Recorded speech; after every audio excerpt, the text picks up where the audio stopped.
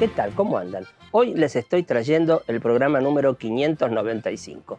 Los temas que vamos a ver son los siguientes: los comederos inteligentes, la cuota Hilton, su cumplimiento, la faena bovina, la bajante del río Paraná, el mercado nacional de granos, la cosecha de maíz récord y la industria citrícola en el NEA. El Consorcio de Exportadores de Carne de la Argentina publicó una información que generó el Ministerio de Agricultura de la Nación, donde dice que pese a la pandemia se cumplió el 91% de la cuota Hilton. Vamos a ver la información. Pese a la pandemia, se cumplió el 91% de la cuota Hilton. Según los exportadores, hubo una menor demanda por las restricciones que se aplicaron en el bloque europeo, pero se logró un buen nivel de ventas, pese a la pandemia de coronavirus que parecía iba a complicar aún más la colocación de cortes de alto valor comercial de carne vacuna de la cuota Hilton para Europa. La Argentina logró cumplir el 91% del cupo correspondiente al cierre del ciclo 2020-2021 de 29.500 toneladas. De acuerdo a la certificación desde nuestro país, se cumplió con el 91% del cupo correspondiente al ejercicio cerrado el pasado 30 de junio. Para el momento, no se ha actualizado el cierre de ejercicio por parte de la Comisión Europea, solo está disponible que confirmaría la proporción exacta de cumplimiento, indicó Mario Ravetino, presidente de ABC. El año pasado, por el ciclo 2019-2020, hubo un cumplimiento levemente superior al 94%. Estela Martínez, directora ejecutiva de ABC, explicó que la razón principal por la que no se cumplió con la totalidad de la cuota Hilton fue por una baja de demanda de un mercado que es muy particular y estuvo muy afectado por la pandemia. Recordó que la cuota Hilton son cortes de alta calidad cuyo principal canal son los restaurantes y lugares turísticos, y con el tema del COVID, los países en general pusieron medidas que hacían muy difícil el funcionamiento de estos establecimientos. Además, indicó que durante el periodo 2020-2021 la demanda fue bastante errática por los niveles de variación, pero que al final, como allí venía el verano y algunos países avanzaron con la vacunación de su población, se empezaron a flexibilizar las medidas y la demanda se recuperó. Igualmente el resultado es que quedaron 2.600 toneladas sin embarcar, según los datos que tiene el Ministerio de Agricultura. El año pasado, la Argentina cerró el ciclo 2019-2020 con un cumplimiento del 94,2% e ingreso por 283 millones de dólares. Asimismo, pese a que la pandemia continúa, Martínez se mostró optimista con la próxima certificación para exportar a la Hilton. Es probable que se vuelva a cumplir la cuota si se tienen en cuenta los datos de la primera semana del nuevo ciclo que se inició el 1 de julio, mejoraron los precios y a cantidad que se fue certificando. Vamos a ver un comentario que nos trae el médico veterinario Fernando Gil, donde habla sobre el impacto que tuvieron las medidas sobre la exportación de carne en la Argentina en la faena bovina. Sí, a ver, en las categorías, digamos, que bajó fue en la vaca, por más que de lo que se exportó, China siguió siendo el principal mercado, la caída de faena donde se vio fue en vaca, no así en otras categorías. Por ejemplo, si vemos la faena de junio del 2021 contra junio del año pasado, la baja en la faena fue del 12%, ¿sí? Es un número importante. No así si vemos junio contra mayo en este mismo año, pero claramente la vaca, que es en periodo, sabemos, ahora en pleno invierno, que cuando más vacas van a faena, bueno, ahí es donde se puso un pequeño freno, ¿no? Uh-huh. Y por otro lado, por ejemplo, la faena del primer semestre de este año ha tenido una baja del 8,5% con respecto a lo que veníamos en el 2020, 2020 fue un año de alta faena, ¿no? Entonces, era de esperar que hubiera algún tipo de baja, pero bueno, es un porcentaje considerable. Pero lo más importante de ver es que claramente con este tipo de medidas, digamos, se ve afectado el productor ganadero, la producción, y no el precio de la carne al consumidor, que es, digamos, lo que se buscaba. Y claramente para adelante, digamos, no puede haber una estabilidad digamos que con la inflación se va perdiendo poder adquisitivo, pero bueno, va a llegar un momento en que el ganado gordo va a empezar a escasear, porque no se bajan los encierres, se bajan las intensificaciones en los procesos, y de acá a unos meses va a empezar a faltar ganado gordo nuevamente, ¿no?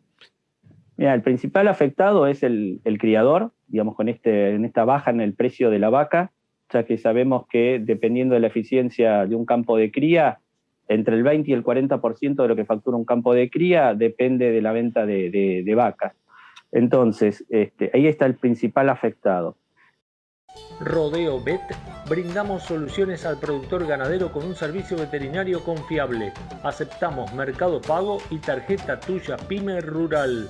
Haz tu pedido por WhatsApp 3624 61 23 71. Remates Ganaderos Chaqueños anuncia el remate de abasto conserva invernada a realizarse el jueves 19 de agosto en la Sociedad Rural El Impenetrable de Juan José Castelli, horario 14 horas, sin presencia de público general, solo compradores acreditados. Consignataria Frey Haciendas. Organiza Ministerio de la Producción, Industria y Empleo del Chaco, Gobierno de Todos.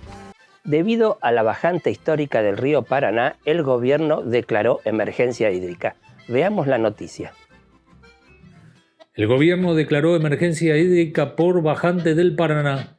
El gobierno decretó el estado de emergencia hídrica por 180 días de la cuenca del río Paraná a raíz de la bajante histórica que registra este curso de agua. La medida alcanza las provincias de Formosa, Chaco, Corrientes, Santa Fe, Entre Ríos, Misiones y Buenos Aires, sobre las márgenes de los ríos Paraná, Paraguay e Iguazú. La medida involucra a las carteras de trabajo, desarrollo productivo, seguridad, obras públicas, transporte, ambiente, economía e interior y al Banco Nación y AFIP. El decreto 482/2021, que establece la emergencia, fue publicada en el Boletín Oficial y cada ministerio tendrá tareas específicas. En los casos de trabajo y desarrollo productivo fueron facultados para que adopten las medidas necesarias con el objeto de preservar la continuidad de la actividad productiva y la conservación de los puestos de trabajo en los sectores afectados, según el texto de la normativa. En tanto, Obras Públicas deberá arbitrar los medios que estime pertinentes a los efectos de que se realicen las obras de infraestructuras necesarias para mitigar los efectos de la emergencia en las zonas afectadas mientras dure la misma. Por su parte, la cartera de seguridad se abocará a atender las demandas específicas vinculadas a la emergencia, entre otras directivas. La bajante del río Paraná afectó el nivel de embarques de maíz y derivados del soja del complejo agroexportador, de acuerdo a un relevamiento de la Bolsa de Comercio de Rosario. Según cálculos privados, esta situación genera un sobrecosto de $10 por tonelada que se generan cuando las embarcaciones deben desviarse a puertos del sur bonaerense para completar su carga. El impacto final por buque puede llegar a $120.000. Ustedes saben que cada vez más se viene hablando de que la ganadería se está transformando en una ganadería de precisión. Al respecto nos va a hablar Ricardo Garró. Él trabaja en la Estación Experimental Agropecuaria del INTA Anguil La Pampa, que viene trabajando muy fuertemente en este rumbo, en el rumbo de la ganadería de precisión. Él nos va a comentar qué es un comedero inteligente, de qué se trata y en qué consiste. Vamos a escucharlo.